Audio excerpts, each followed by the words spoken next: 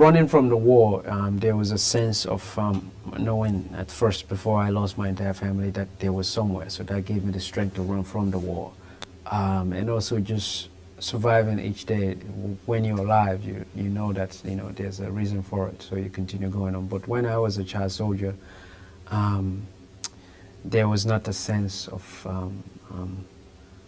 anything beyond that word, So it wasn't that I thought, oh, I'm hoping to stay alive the next day. It was either I killed or I was killed, not only by the opposing fighting forces, but by your own squad as well. If you didn't carry out certain commands, you will be killed. So there was never a sense of thinking rationally about anything at all, and that wasn't allowed. Actually, there was no rationality allowed. If children who second guessed what was going on, or who sat on the side and cried for their mothers or for whatever family they had lost, were immediately shot or killed.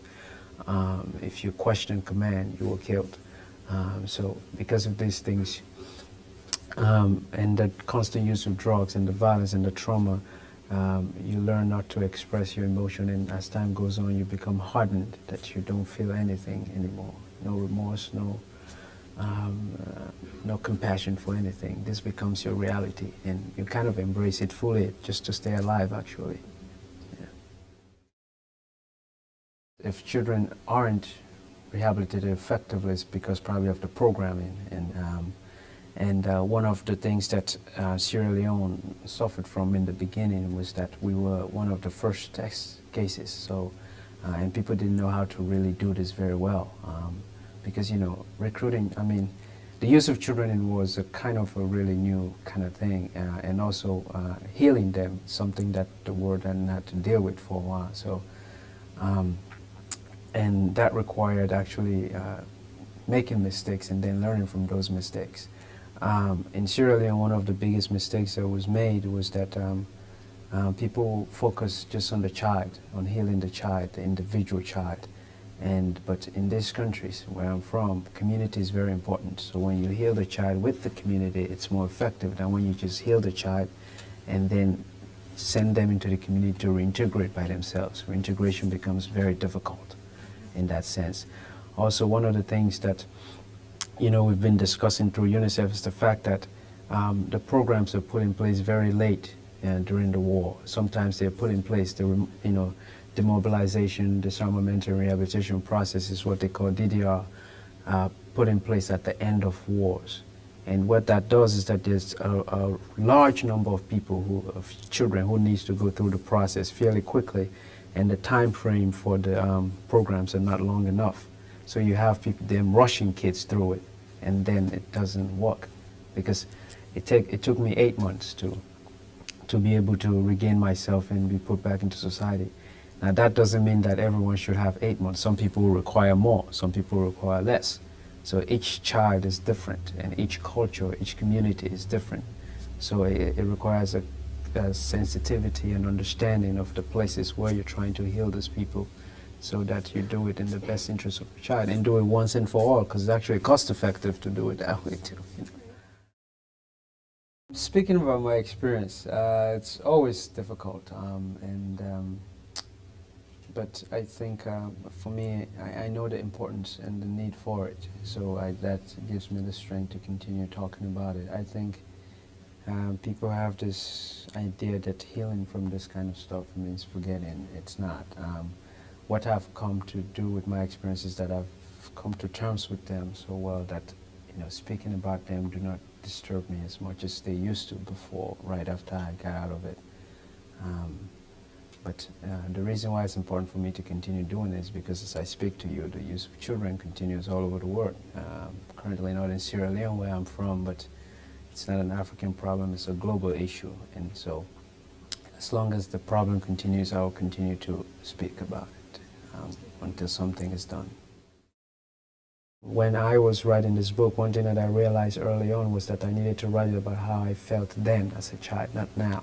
Because it would have been so easy, having lived away from it and having gone to school, to being 12 years old and talking about, oh, the government is doing this. I wasn't thinking that when I was a kid, And I think what this shows is that you can engage people and get them upset about the politics without really criticizing the politics, just showing what it's doing to people. And that's how I want to write.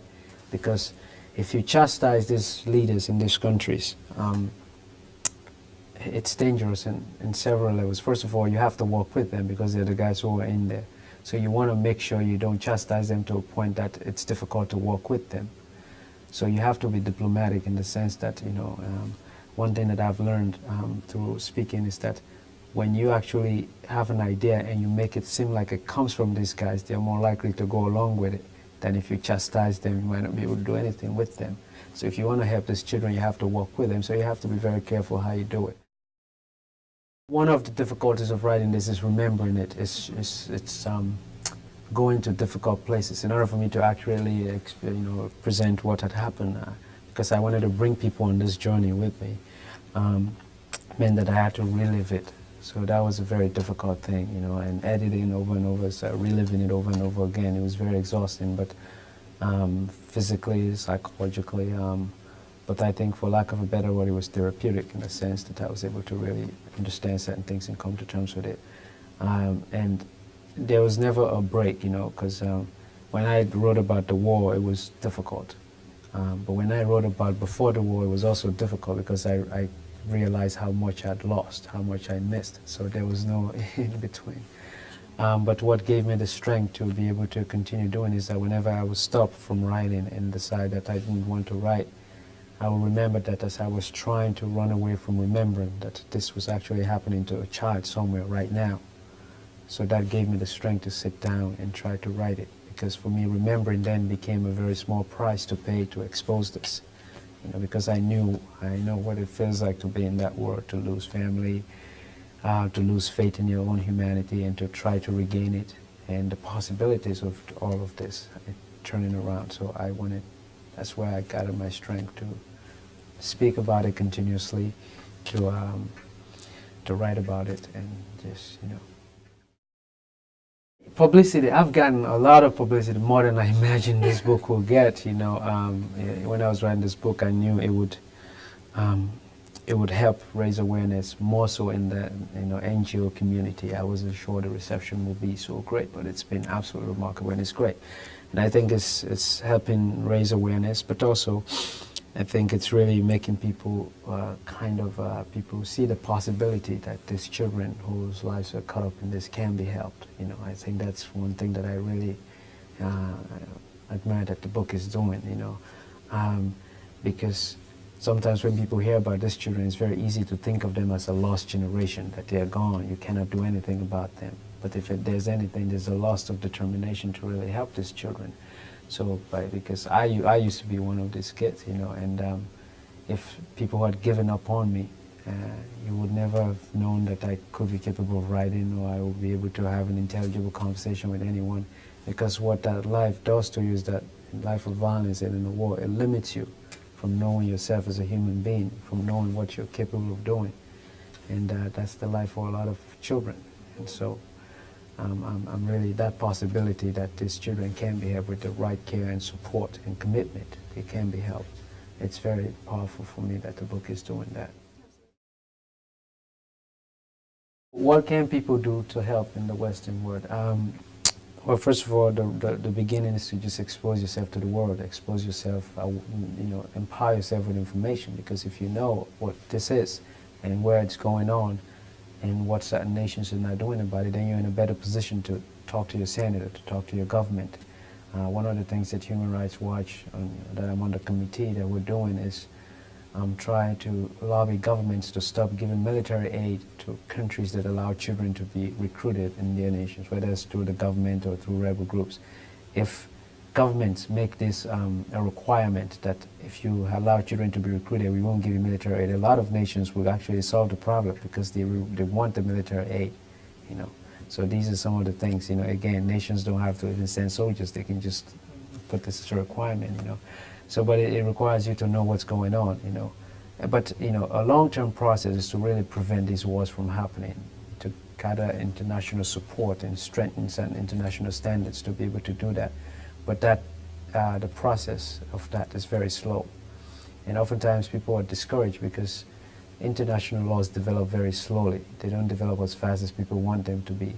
And actually, to date, there's been a remarkable development in the area of removing children from war and making it an international crime. But because the process is so slow, sometimes it seems nothing is going on. But right now, there are people prosecuted at the International Criminal Court. Lubanga and Charles Taylor, one of the crimes is prosecuted for is for recruiting children.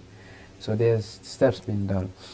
But the short-term goal, not to forget about the long-term goal, that is something we can keep pushing on. The short-term goal is to remove these children from these wars and create enough rehabilitation centers. And people can do this by supporting organizations that do this kind of work, like UNICEF, several UN agencies. I myself am starting up a foundation that's going to embark on that kind of work as well, that we call the Ishmael Beah Foundation.